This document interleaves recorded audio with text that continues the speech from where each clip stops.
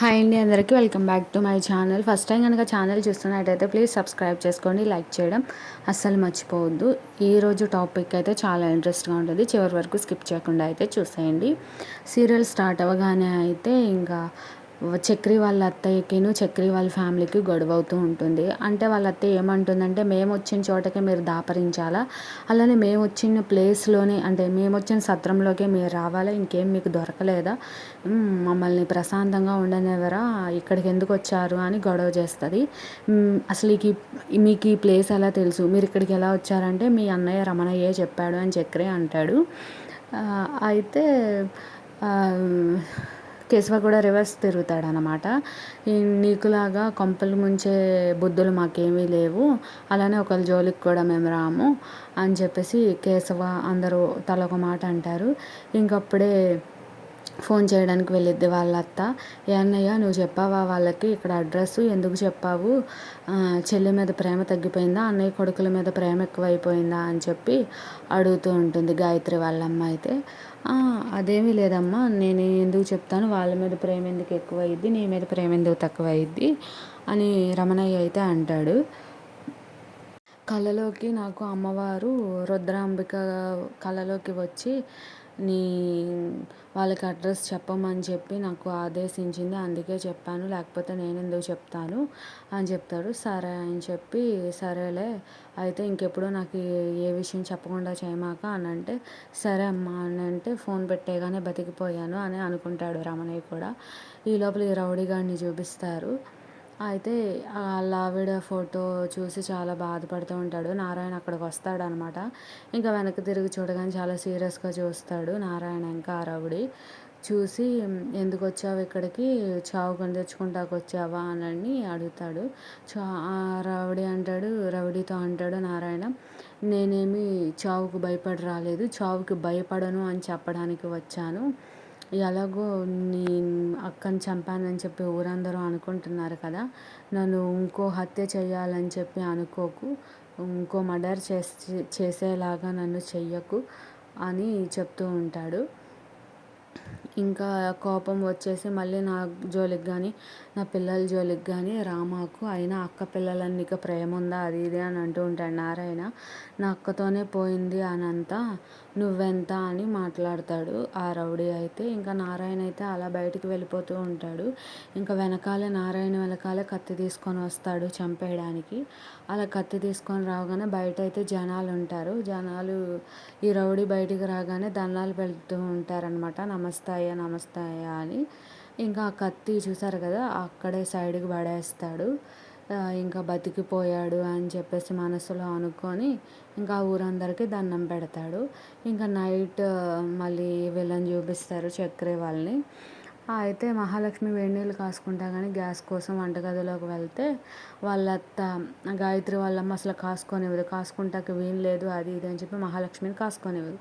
అప్పుడు చక్రికి చెప్తే ఏమైందంటే అంటే చెప్పిద్ది అనమాట, ఇట్లా నీళ్ళు కాసుకుంటానంటే కాసుకోవద్దన్నారు మీ అత్త అని అంటే, ఎందుకు కాసుకోవద్దు పద అని చెప్పి తీసుకెళ్ళి వేడి నీళ్ళు అయితే కాపిస్తాడు.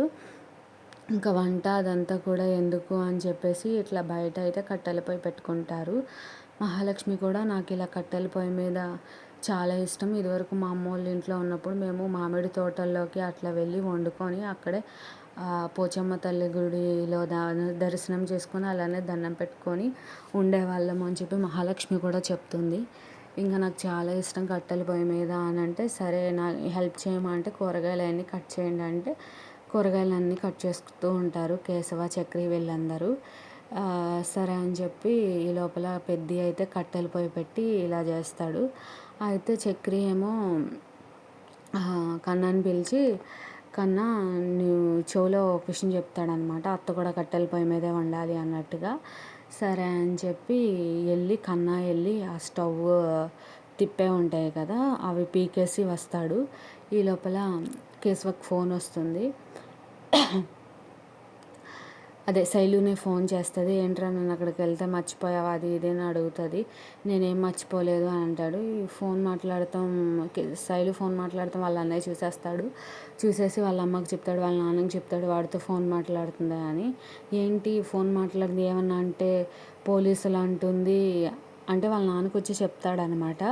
ఏంటి అది పద్దాక ఫోన్‌లో మాట్లాడుతుంది మీరేం చేయరా పట్టించుకోరా అని అంటే, ఏం చేయను చేసేదేముంది ఏం చేసినా పోలీసులు అంటుంది కదా! మరెలా అంటే, పోలీసులు అంటుందని చెప్పి అలా వదిలేస్తారా? మీరు ఇంకేం చేయరా పట్టించుకోరంటే, ఏం చేద్దాం చెప్పు అనంటే, నాకు తెలిసిన మా ఫ్రెండ్ ఉన్నాడు. మా ఫ్రెండ్‌కి శైలు అంటే చాలా ఇష్టం. పెళ్లి చేసేద్దాం అంటాడు.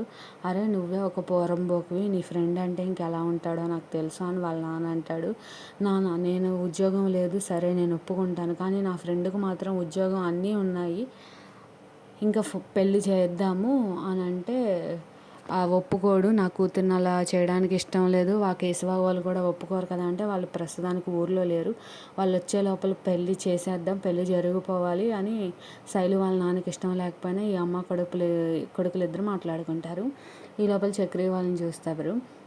వాళ్ళ అత్తేమో ఎళ్ళి మళ్ళీ గ్యాస్ అంటించుకుందామని చూసేపటికి గ్యాస్ పొయ్యి అయితే ఎలగదనమాట.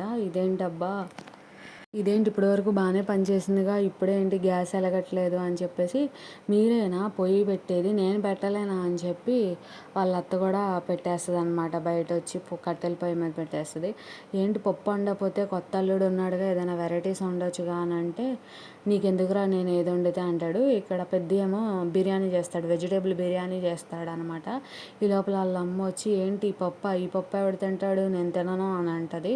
ఇంకా వాళ్ళందరి ముందు గాయత్రి అయితే గాలి తీసేసిద్ది అనమాట.